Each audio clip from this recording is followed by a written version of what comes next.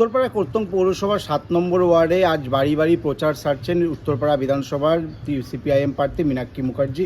মীনাক্ষী মুখার্জি আজ প্রচার করছেন 7 নম্বর ওয়ার্ডের বিভিন্ন এলাকায়।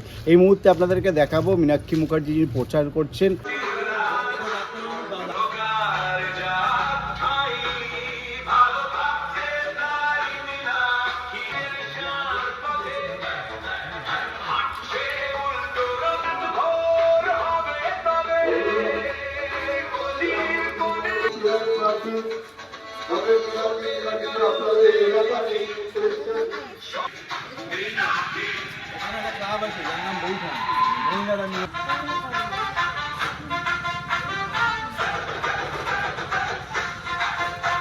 মীনাক্ষী মুখার্জিকে সামনে পেয়ে কেউ তুলছে সেলফি, কেউ তুলছে ফটো, কেউ আবার মীনাক্ষী মুখার্জির কাছে কিছু আবদার করছে, কেউ দিচ্ছে মীনাক্ষী মুখার্জির হাতে গোলাপ ফুল।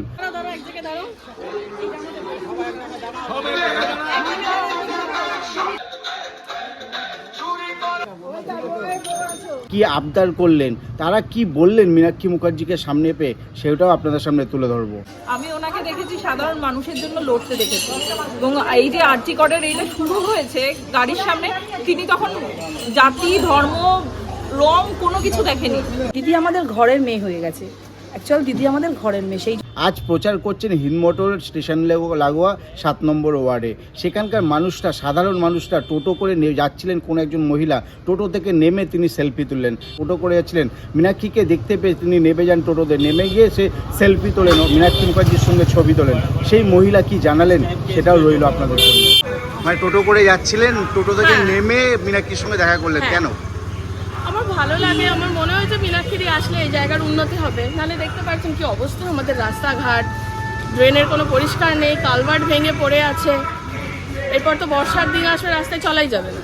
এই আপনি তো টোটো করে যাচ্ছিলেন, হ্যাঁ। কোথায় যাচ্ছিলেন? আমি বাড়ি যাচ্ছিলাম, শ্বশুরবাড়ি এদিকেই আছে আমার ফ্ল্যাট। আমি ওখান থেকে মীনাক্ষী আসবে শুনেই আমি বাড়ি আসছিলাম যে দেখা করবো। কি আশা করছেন মীনাক্ষীর থেকে? আমাদের জায়গার উন্নতি, এটাই চাইবো। এর আগের যে বিধায়ক ছিল কাঞ্চন মল্লিককে দেখতে পেয়েছিলেন কখনো? কোনোদিনই দেখতে পাই না, ভোট প্রচারে দেখেছিলাম একবার, আর কোনোদিনই দেখিনি। হিন্দমোটরে যে জায়গায় প্রচার করছেন আমরা আছি মীনাক্ষী মুখার্জির সঙ্গে। আপনাদেরকে দেখাবো মীনাক্ষী মুখার্জির সঙ্গে যারা আছেন, তার সঙ্গে স্থানীয় যে সংগঠনের যে সদস্য কর্মীরা তারাও আছেন। স্থানীয় বাসিন্দারা কি জানাচ্ছেন সেটা আপনাদেরকে তুলে ধরবো। ভুলে যায়, একসাথে সবাই ভুলে যায়, দিনটা হচ্ছে এটাই, গেট পেয়ে যায়, ভুলে যায়, ভুলবে না, একসাথে থাকবো, একসাথে। এটাই আশা করি। আমরা এমএলএ হয়ে চেয়ারে বসে গাড়িতে চেপে পা দুলাতে চাই না। আমরা এমএলএ হয়ে যে লড়াইটা রাস্তায় লড়েছি, সেটাই বিধানসভার ভেতরে লড়ে আইনকে স্ট্যাবলিশ করতে চাইছি। পশ্চিমবঙ্গে রেপের বিরুদ্ধে আইন নেই।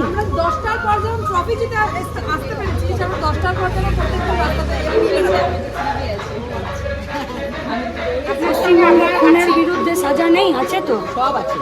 পশ্চিমবঙ্গে খুনের বিরুদ্ধে, লুটের বিরুদ্ধে। তার মানে কি আইনটাকে কেউ পকেটে গুঁজে রেখে দিয়েছে। আইনটাকে পকেট থেকে বার যদি করতে হয়, তাহলে ভোটে জিতে বিধানসভার ভেতরে আমি চাচাবো, বাইরে আমরা সবাই মিলে চাচাবো। দুটো বেলার আওয়াজ একসাথে হবে, আইন পকেট থেকে বের করে ইমপ্লিমেন্ট করতে হবে। ঠিক এইটা কাজ। এইটা নেতা হয়ে গিয়ে গাড়িতে চেপে ঘুরে বেড়ানো কাজ নয়। যারা এই কাজ করে তারা আসলে মানুষের সাথে বেইমানি করে।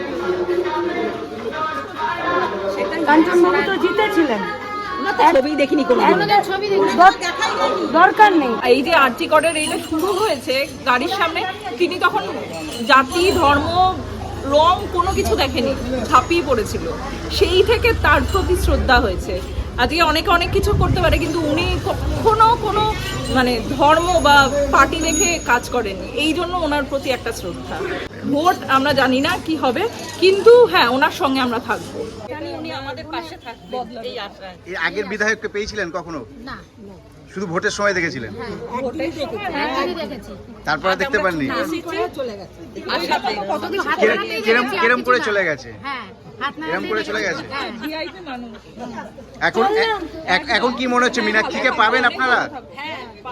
মনে হচ্ছে মীনাক্ষীকে পাবেন?